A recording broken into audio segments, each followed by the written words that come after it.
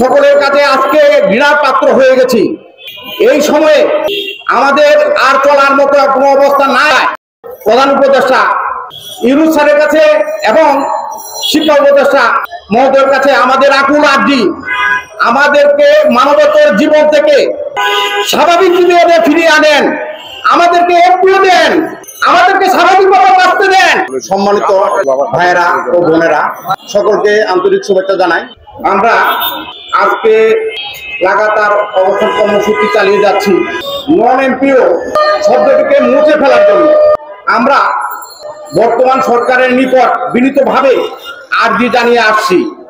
আমরা সুদীর্ঘ সময় ধরে কেউ 15 বছর, 20 বছর, 25 বছর, 30 বছর যাবত, আমার 22 বছর এই শিক্ষকতার জীবনে একটি পয়সাও কামাই করতে পারিনি, কিন্তু নিজের পেট আছে, পরিবার পরিজন আছে, আত্মীয় স্বজন আছে, সকলের কাছে আজকে ঘৃণার পাত্র হয়ে গেছি।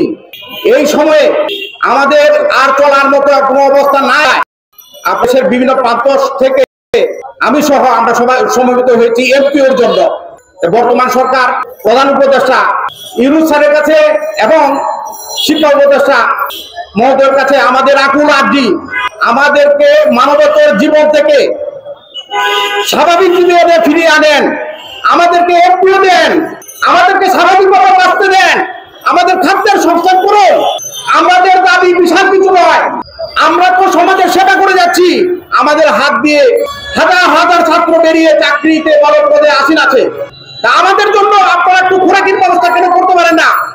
সরকারের নিকট, ইউনূস স্যারের নিকট প্রধান উপদেষ্টা নোবেল বিজয়ী, নোবেল শব্দটির অর্থ হচ্ছে মহান, উনি মহানুভবতার পরিচয় দিবেন। আমাদেরকে নন এমপিও শব্দ দিয়ে, নন শব্দটি মুছে দিয়ে আমাদেরকে অচিরেই খাদ্যের ব্যবস্থা করুন।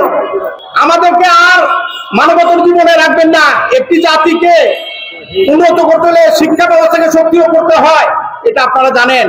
যেন কেন আমাদেরকে এইভাবে বঞ্চিত করে রাখছেন, দয়া করে এমপিও দেন। মানুষ যে কত অবহেলনীয় কষ্ট করছে এখানে একটু দেখে জানেছে। আমাদের সাথে একদিন কাটিয়ে যান, তাহলে বুঝবেন, তা আমাদের জ্বালা বুঝবেন আমরা কেন এখানে দিনে রাত্রে পড়ে এইভাবে আরজি, আকুতি, মিনতি জানিয়ে যাচ্ছি।